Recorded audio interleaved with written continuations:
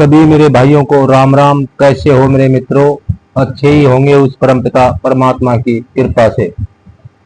श्री सुखदेव जी का जन्म और व्यास जी के द्वारा विवाह के लिए तैयारी। इस कथा को सुनने से पहले चैनल को सब्सक्राइब और लाइक करें ताकि आने वाले जितने भी वीडियो है तुरंत आपके पास पहुंच जाए। सूत जी कहते हैं कि घृताची नामक की उस सुंदरी अप्सरा को सामने देखकर व्यास जी अपार चिंता में पड़ गए। सोचा मैं क्या करूं, यह देव कन्या अप्सरा मेरे अनुरूप नहीं है। उस समय विचार सागर में निम्न मुनि को देखकर अप्सरा के मन में आतकड़ छा गया। सोचा मुनि कहीं मुझे साप ना दे दे। इसे उसने अपना रूप सुगी का बना लिया और डरती हुई वह मुनि के आगे से निकली। अब उसे पक्षी के रूप में देखकर व्यास जी बड़े आश्चर्य में पड़ गए। अप्सरा को देखने के साथ ही मुनि के शरीर में काम का संचार हो गया था। उस समय अग्नि प्रकट करने के विचार से व्यास जी कंठ मंथन कर रहे थे। अकस्मात उस लकड़ी पर ही उनका वीर्य गिर पड़ा। वे कंठ मंथन करते ही रहे। मुनि के उसी अमोघ वीर्य से सुखदेव जी का आविर्भाव हो गया। व्यास जी के समान ही सुखदेव जी की बड़ी भव्य आकृति थी। कष्ट से उत्पन्न हुए उस बालक ने व्यास जी के मन को आश्चर्यचकित कर दिया। जिस प्रकार यज्ञ में हवि पाने पर अग्नि प्रदीप्त हो उठती है, वैसे ही सुखदेव जी की आकृति चमचमा रही थी। उत्तर को देखकर मुनि के आश्चर्य की सीमा न रही। मन में आया यह कैसी घटना घट गई। उन्होंने यूं विचार किया कि हो न हो यह भगवान शंकर के वर्क का ही प्रभाव है। कंठ से प्रकट हुए सुखदेव जी तेज के मूर्तिमान विग्रह की जान पड़े थे। अपने तेज से एक दूसरे अंगरी की भांति उनकी आभा चमक रही थी। दिव्य तेज से संपत्तर एक दूसरे ग्रहपत्ते अग्नि की तुलना करने वाले परम प्रसन्न उत्तर को जब मुनि ने देखा तब उन्होंने तुरंत गंगा में गोता लगाया और फिर वे पर्वत के शिखर पर आ गए।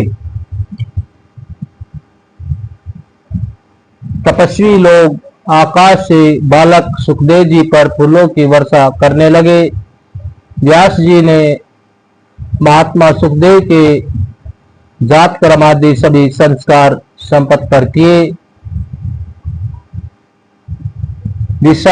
वसु नारद और तंबुरु आदि प्रधान गौरधनों के मन में अपार हर्ष हुआ। वे सब सुखदेव जी के दर्शनार्थ आए और गान करने लगे। कंठ से प्रकट इस दिव्य बालक सुखदेव जी के दर्शन पाकर संपूर्ण महाभाग विद्याधरों को असीम आनंद हुआ। उन्होंने स्तुति आरंभ कर दी। दिलजरों सुखदेव जी के धारण करने के लिए दंड सुंदर कृष्ण मृगतरम और दिव्य कमंडल समय आकाश से पृथ्वी पर आ गए। सुखदेव जी बहुत शीघ्र बड़े हो गए। प्रकाश तो उनका जन्म का ही साथी था। विधि विधाओं के विशेषज्ञ व्यास जी ने उनके यज्ञोपवीत की विधि पूरी की। जन्म के साथ ही रहस्य और संग्रह सहित सभी वेद सुखदेव जी के पास उसी प्रकार विराजमान हो गए जैसे उन्होंने व्यास जी को सुशोभित किया था। मुनिवरों, पुत्रोपति के समय व्यास जी ने गिरताची अप्सरा को सुगी के रूप में देखा था, अतः बालक का नाम सुखदेव रख दिया। सुखदेव जी के बृहस्पति को विद्या गुरु बनाया। ब्रह्मचार्य के व्रत में कोई भी विधि अधूरी नहीं रही। गुरुकुल में रहकर रहस्यों और संग्रह सहित संपूर्ण वेदों अखिल धर्मशास्त्रों का उन्होंने भली भांति ध्यान कर दिया। गुरु को दक्षिणा दे दी। समावर्तन हो जाने पर वे अपने पिता व्यास जी के पास आ गए। पास आए हुए पुत्र को देखकर व्यास जी प्रसन्नता पूर्वक उठे और सुखदेव जी को बारंबार उन्होंने हृदय से लगाया। वे उनका मस्तक सूंघने लगे। कुशल पूछने के लिए पश्चात उत्तम विद्याध्ययन के प्रसंगंड में बातचीत की। तुमने भली भांति विद्या पढ़ ली है। जो आसन सन देखकर व्यास जी ने सुखदेव जी को आश्रम पर रख लिया। तदंतर व्यास जी सुखदेव जी का विवाह करने की बात सोचने लगे। उन्होंने सुखदेव जी से भी कहा, अनग तुम बड़े बुद्धिमान हो बेटा, तुमने सभी वेद और धर्मशास्त्र पढ़ लिए, अब अपना विवाह कर लो। गृहस्थ बनकर देवताओं और पितरों का यजन करो। पुत्र विवाह करके मुझे पितर श्रेणी से मुक्त करना तुम्हारा परम कर्तव्य है। सुखदेव जी, तुम बड़े बुद्धिमान हो। तुम्हें गृहस्थ आश्रम में रहने पर मुझे महान सुख होगा। बेटा, तुमसे मुझे बड़ी आशा है, उसे तुम्हें पूर्ण करना चाहिए। महाप्रतिज्ञा अत्यंत कठिन तपस्या करने के पश्चात तुम आयोजन का मैंने मुख देखा है। सुखदेव, तुम दिव्य रूप हो। मैं तुम्हारा पिता हूँ, मेरी रक्षा करो। सूत जी कहते हैं, इस प्रकार कहने पर पूर्ण वैरागी सुखदेव जी ने अपने पिता व्यास जी यो कहना आरंभ किया। सुखदेव जी ने कहा, पिताजी भला बताइए तो मृत्यु लोक में ऐसा कौन सा सुख है जिसमें तुम दुख न भरे हो। पंडित जन ऐसे सुख को सुख ही नहीं कहते। महाभाग विवाह कर लेने पर मैं स्त्री के वश में हो जाऊंगा। पराधीन हो जाने पर विशेष जब स्त्री मुझे अपने काबू में कर लेगी, तब मेरे लिए कौन सा सुख रह जाएगा। संभव है लोहे और काठ के यंत्र से जकड़ा हुआ मनुष्य कभी छूट नहीं जाए, किंतु स्त्री उत्तरमयी सकड़ लाश से बंध जाने पर तो वह किसी प्रकार भी मुक्त नहीं हो सकता। देवचरों, विष्ठा और मूत्र से शरीर की रचना होती है। स्त्रियों का भी तो वही शरीर है। फिर सत का विचार रखने वाला कौन ऐसा पुरुष है जिसमें ऐसे शरीर में कृति जोड़ने की इच्छा जागृत न हो। विपरीत में आयोनिक हूँ, फिर योनि में फंसने वाली मेरी बुद्धि हो भी कैसे भविष्य में भी मुझे किसी योनि में जन्म लेना पड़े, यह मैं नहीं चाहता। परमात्मा विषयक अद्भुत सुख का त्याग करके इसमें घृणी सुख भोगने की इच्छा ही मैं क्यों करूं। आत्मा में आनंद का अनुभव करने वाले पुरुष लौकिक सुख के लिए लालयत नहीं होते। मैंने सर्वप्रथम वेदों का अध्ययन करके उन पर विचार किया है, किंतु शांति न मिली, क्योंकि कर्म योग में प्रवृत्ति करने के लिए वे वेद भी हिंसा के ही समर्थक सिद्ध हुए। मैंने बृहस्पति जी को गुरु बनाया, परंतु उन पर भी गिरफ्त में समुद्र की लहरें निरंतर लहराती रही है। कब मैं वे कैसे मेरा उद्धार कर सकते हैं थे। जिस प्रकार किसी वेद को स्वयं रोग सता रहा हो और वह दूसरे की शिक्षक करने की लगे, ठीक यही हालात मेरे गुरुजी की है।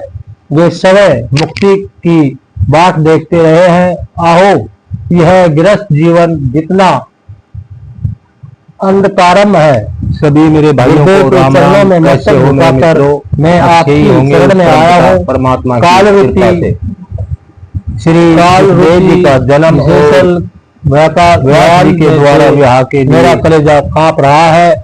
आप कथा का ज्ञान देकर मेरी रक्षा कीजिए। इस कथा को सुनने से पहले चैनल को संसार में लाइक करें, ताकि आने वाले नक्षत्र मंडल के समान आपके पास निरंतर चक्कर काटना रहता है। जैसे भूल दिन रात कहीं भी नहीं चलते, वैसे ही मेरे घृताची नामक की श्रम का कोई सुंदरी अप्सरा था। सामने देखकर व्यास जी वस्तु स्थिति अपार चिंता में पड़ गए।